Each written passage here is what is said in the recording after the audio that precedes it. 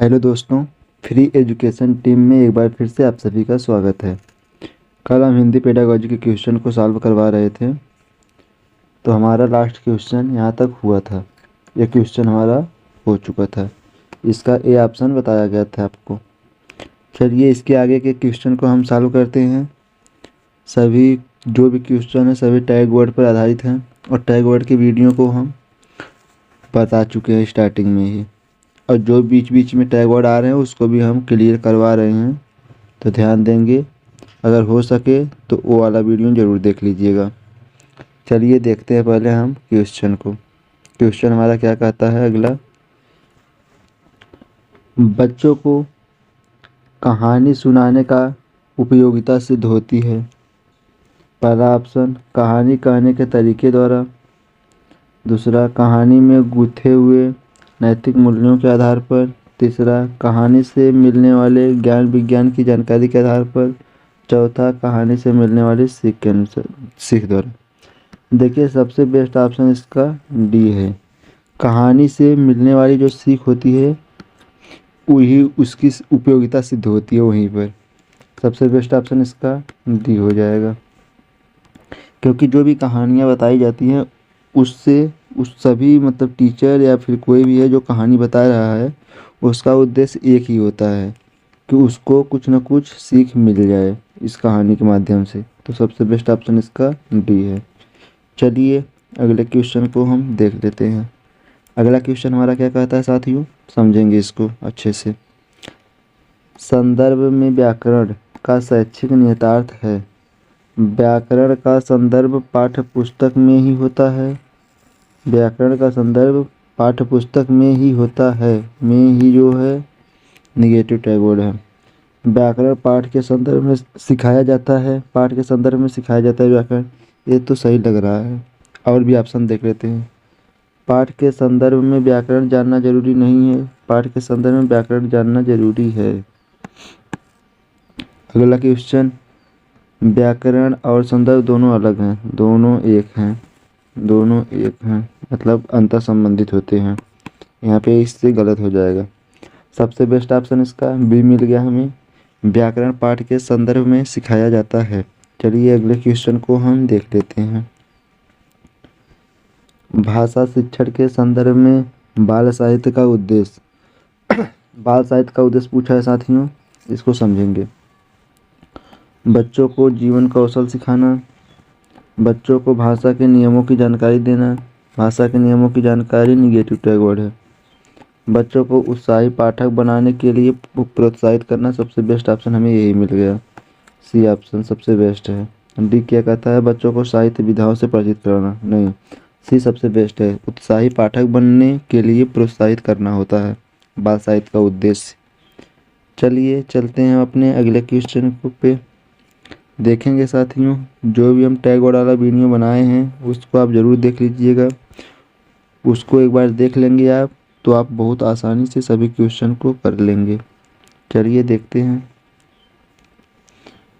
पहली कक्षा की भाषा अध्यापिका अपने एक विद्यार्थी के भाषाई विकास के संबंध में चिंतित है, क्योंकि पहली कक्षा की बात कर रहा है। विद्यार्थी पठन पाठन में रुचि प्रदर्शित नहीं कर रहा है। हो सकता है ये चीज़, लेकिन आगे हम देख लेते हैं। पहले विद्यार्थी को घर पर बात करने के बहुत कम अवसर मिलते हैं। बात करने के बहुत कम अवसर मिलते हैं, वो भी घर की बात कर रहा है। घर से अध्यापिका का क्या मतलब है, इसलिए वो कट गया। विद्यार्थी के माता पिता की मातृभाषा अलग अलग है, इससे कोई मतलब नहीं है।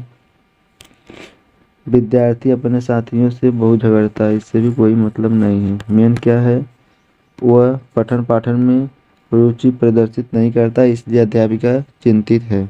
चलिए अगले क्वेश्चन को हम देख लेते हैं। इसका ए ऑप्शन सही है साथियों, देख लीजिए। चलिए अगले क्वेश्चन को हम देखते हैं। अगला क्वेश्चन हमारा क्या कहता है, आपके विद्यार्थी पाठ में आए नवीन अपरिचित शब्द के अर्थ जान सके, इसके लिए आप क्या करेंगे। पाठ के अंत में दिए गए शब्दार्थ देखने के लिए कहेंगे। शब्दार्थ देखने से बेस्ट है कि आप उसको बताते समय ही उसका शब्दार्थ बता दीजिए, ये इसलिए गलत हो गया। शब्दकोश देखना सिखाएंगे, आप पढ़ा रहे हैं तो आप शब्दकोश सिखाएंगे, सिर्फ देखना, आप बता भी सकते हैं उसका अर्थ, शब्द का अर्थ लिखकर बताएंगे। देखिए ये बेस्ट ऑप्शन लग रहा है, अभी और भी देख लेते हैं। पाठ के संदर्भ में अर्थ समझने की स्थिति पैदा करेंगे, सबसे बेस्ट है उसका सी ऑप्शन, शब्द का अर्थ लिखकर बताएंगे। चलिए अगले क्वेश्चन को हम देख लेते हैं। अपने विद्यार्थियों के भाषा संबंधित क्रमिक विकास का आकलन करने के लिए आपकी निर्भरता मुख्य रूप से किस पर है? ध्यान देंगे। अपने विद्यार्थी के भाषा संबंधित क्रमिक विकास का आकलन करने के लिए, आकलन करने की बात किया है, क्रमिक आकलन करने की चाहे जब भी बात करें, उसका सबसे बेस्ट होता है पोर्टफोलियो के अवलोकन पर या पोर्टफोलियो तैयार करना, सबसे बेस्ट ऑप्शन होता है पोर्टफोलियो। टैग वर्ड में भी हम बताए हैं पोर्टफोलियो पॉजिटिव टैग वर्ड है। चलिए अगले क्वेश्चन को हम देखते हैं। विद्यालय कक्षा में समृद्ध भाषी परिवेश से तात्पर्य है मुख्य धारा की भाषा सुनने के अधिक से अधिक अवसर देने। सुनने की बात किया है, सिर्फ सुनने की बात नहीं होगी, बोलने सुनने पढ़ने लिखने के अधिक से अधिक अवसर। देखिए इसका बी ऑप्शन बेस्ट मिल गया हमें, सुनने बोलने सुनने पढ़ने लिखने के सभी का अवसर मिल गया। यहाँ पे एक से अधिक भाषाओं के शब्दकोशों की उपलब्धता, इससे कोई मतलब नहीं है। अध्यापक को एक से अधिक भाषाओं की जानकारी हो, इससे भी कोई मतलब नहीं है, सबसे बेस्ट बी ऑप्शन है। चलिए चलते हैं हम क्वेश्चन की ओर अगले। प्राथमिक स्तर की कक्षा में भिन्न भिन्न प्रांतों के अलग अलग भाषा बोलने वाले बच्चों का नामांकन हुआ है। ऐसी स्थिति में भाषा की कक्षा बच्चों की भाषाई विकास के संदर्भ में क्या होगा, ये बताएंगे आप। जटिल चुनौती के रूप में मानते हैं, अवरोध ही प्रस्तुत करती है, बहुत बड़ी समस्या बन जाती है, अनमोल संसाधन के रूप में कार्य करती है। बताइए साथियों इसका क्या हो जाएगा, बताइए आप लोग इसका क्या होगा। चलिए मान लेते हैं यह है 8 नंबर क्वेश्चन, यह 8 नंबर क्वेश्चन है। इसका आंसर आप 8 नंबर के कमेंट बॉक्स में आपको देना है, 8 का कौन सा सही होगा। चलिए बहुत ही अच्छा क्वेश्चन है, ये आप लोगों के लिए छोड़ रहे हैं। चलिए बताइएगा आप लोग। हम चलते हैं अगले क्वेश्चन पे। प्राथमिक स्तर पर विद्यार्थियों के भाषा शिक्षण के संदर्भ में कौन सा कथन सही है? सतत रूप से की जाने वाली टिप्पणियाँ एवं अनवरत अभ्यास भाषा सीखने में रुचि उत्पन्न करती है। बच्चों में समृद्ध भाषी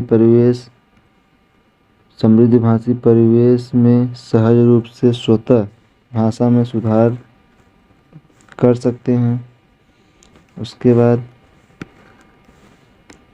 बच्चों की भाषाई संकल्पनाएं और विद्यालय के भाषाई परिवेश में विरोधाभासी भाषा सीखने में मदद करता है। बच्चे भाषा की जटिल और समृद्ध संरचना का ज्ञान विद्यालय में ही अर्जित करते हैं। अब बताइए साथियों इसका बताइए क्या हो जाएगा, बताइए साथियों इसका क्या हो जाएगा।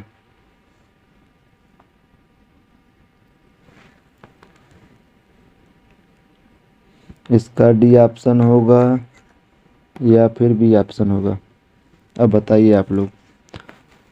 2 ऑप्शन हम कट कर दिए, ए कट है सी कट है। अब बताइए आप लोग इसका कौन सा सही हो जाएगा।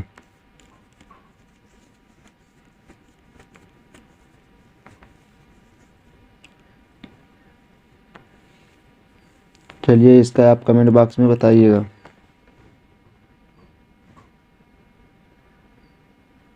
इसका भी आपको कमेंट में बताना है। ये 9 नंबर क्वेश्चन है। भाषा का अस्तित्व एवं विकास के बारे में के बाहर नहीं हो सकता। देखिए भाषा का अस्तित्व एवं विकास किसके बाहर नहीं हो सकता, ये जानना है।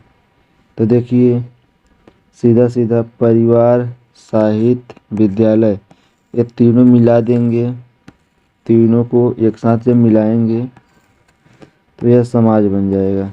तो समाज से बाहर नहीं हो सकता। होगा, परिवार में भी होगा, साहित्य में भी होगा, विद्यालय में भी होगा, लेकिन तीनों मिला देंगे तो समाज का रूप ले लेगा। तो इसलिए इसका ऑप्शन समाज सही है, समाज से बाहर नहीं हो सकता। चलिए अगले क्वेश्चन को हम देख लेते हैं। अगला क्वेश्चन हमारा क्या कहता है, कविता कहानियों पर चर्चा करने एवं प्रश्न पूछने का उद्देश्य है। क्या हो जाएगा, भाषा की विभिन्न छटाओं का अनुभव करना, कल्पनाशीलता का पोषण करना मात्र, भाषा सीखने का आकलन करना मात्र, साहित्य के प्रति बच्चों की रुचि जागृत करना मात्र। अब बताइए इसका क्या हो जाएगा साथियों। कविता कहानी पर चर्चा करने एवं प्रश्न पूछने का उद्देश्य क्या होता है। जब कविता कहानी का मेन उद्देश्य यही होता है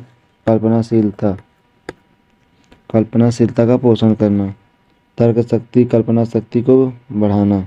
चलिए अगले क्वेश्चन को हम देखते हैं।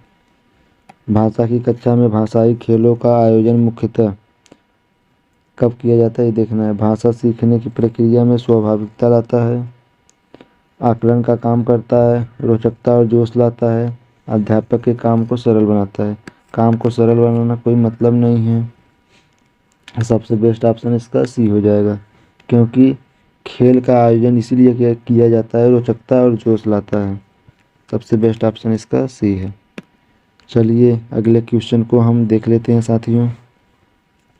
लिखित भाषा का प्रयोग, लिखित भाषा का केवल प्रतिवेदन लेखन के लिए, केवल प्रतिवेदन की बात किया है, नेगेटिव है। कार्यालयी कार्यों के लिए ही किया जाता है, के लिए ही किया जाता है, ही का मतलब एक ही जगह, सिर्फ कार्यालयी कार्यों के लिए, तो ये भी गलत है।